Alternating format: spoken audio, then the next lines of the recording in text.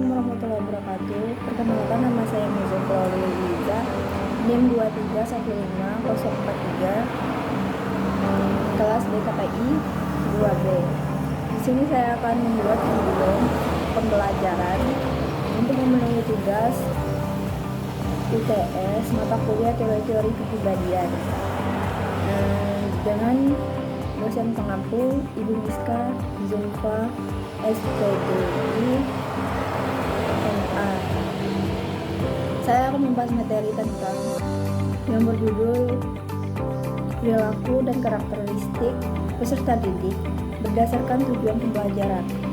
Di sini saya juga melakukan penelitian di SMKN 1 Bakam, Selamat Jalan Raya Pendampingan Mentok. Semua melakukan penelitian di kelas TJKT. Jumlah murid di dalam kelas terdiri dari 24 siswa. Angka di dalam kelas terdiri meja satu meja dulu, 28 bangku murid, 1 papan tulis, foto presiden dan wakil presiden, lukisan, dan lain-lain. Pakaian siswa atau siswi SMKN 1 di dalam kelas TJKT memakai seragam sekolah atau seragam jurusan berwarna putih biru. Di sini saya menjelaskan tentang karakteristik. Karakteristik berasal dari kata dengan arti watak atau tabiat, pembawaan, kebiasaan yang dimiliki oleh seseorang atau individu yang relatif tetap. Ada faktor yang harus diperhatikan dalam menganalisis karakteristik. Pertama, karakteristik umum seperti senyum, nangis, apa segala macam. 2. Kompetensi atau kemampuan awal. 3. Gaya belajar. 4. Motivasi. Kondisi belajar saat saya melakukan penelitian. Belajar dapat mempengaruhi konsentrasi, penerimaan informasi, pengaruh kondisi lingkungan terhadap pelajar. Seseorang dapat mengakibatkan reaksi yang berbeda-beda di tempat sekolah yang telah saya observasi. Tempat dan lingkungan sekolah termasuk lingkungan dan tempat yang bersih dan rapi. Menurut Dean and Dean, kondisi belajar terdiri menjadi 4 golongan, yaitu lingkungan fisik seperti pengaruh suara, cahaya, peraturan, dan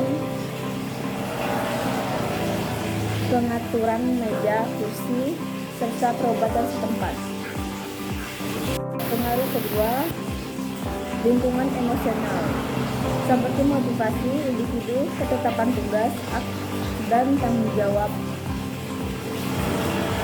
Ketiga, lingkungan sosiologis, kebiasaan belajar sendiri atau bersama,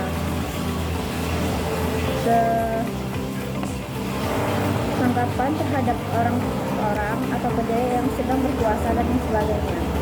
Kondisi fisiologis, siswa sendiri seperti ketajaman dan kelemahan indera, kebutuhan gizi, tidak atau terlalu banyak mobilitas, penghargaan terhadap waktu sehari-hari, irama kehidupan, dan bagaimana sikapnya terhadap efisien tugas-tugasnya. Di sini ada teknik mengidentifikasi karakteristik siswa. Teknik yang dapat digunakan dalam mengidentifikasi karakteristik awal siswa sama dengan teknik yang digunakan dalam mengidentifikasi perilaku awal, yaitu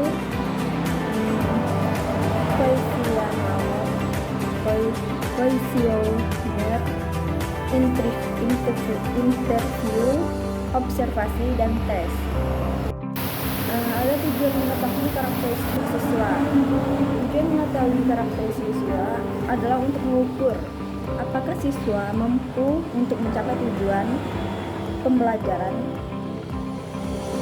atau tidak, sampai di mana minat siswa terhadap pembelajaran yang dipelajari.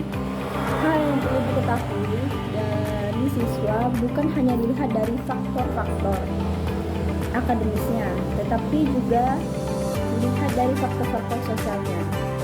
Sebab kedua hal tersebut sangat mempengaruhi proses belajar siswa atau siswi.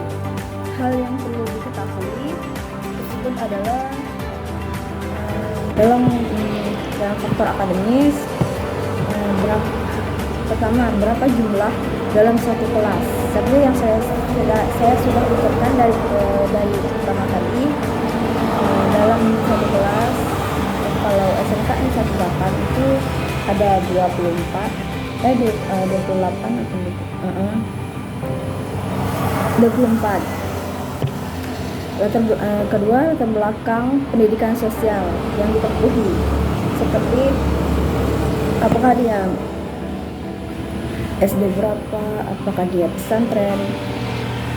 Ketiga, bagaimana nilai rata-rata yang dicapai tiap sekolah yang pernah dialami, seperti kakak.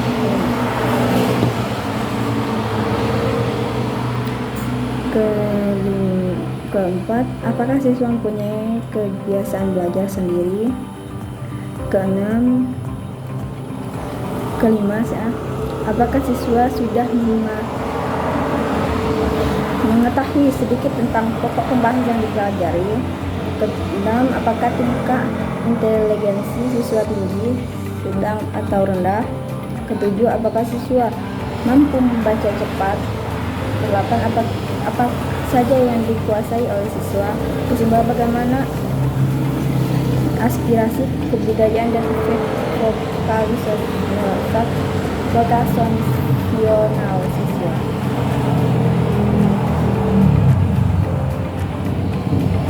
Dalam faktor sosial dan terdapat umur, seperti apakah umur seorang siswi ini sudah bisa masuk sekolah atau belum, atau sebaliknya. Kematangan ini seperti apakah kita sudah mengetahui tentang pembelajaran atau sudah siap dalam belajar. Perhatian. Keempat, apakah ada siswa teladan dalam satu kelas. Di setiap kelas itu pasti ada seorang yang teladan. Kelima, apakah ada siswa yang cacat fisik.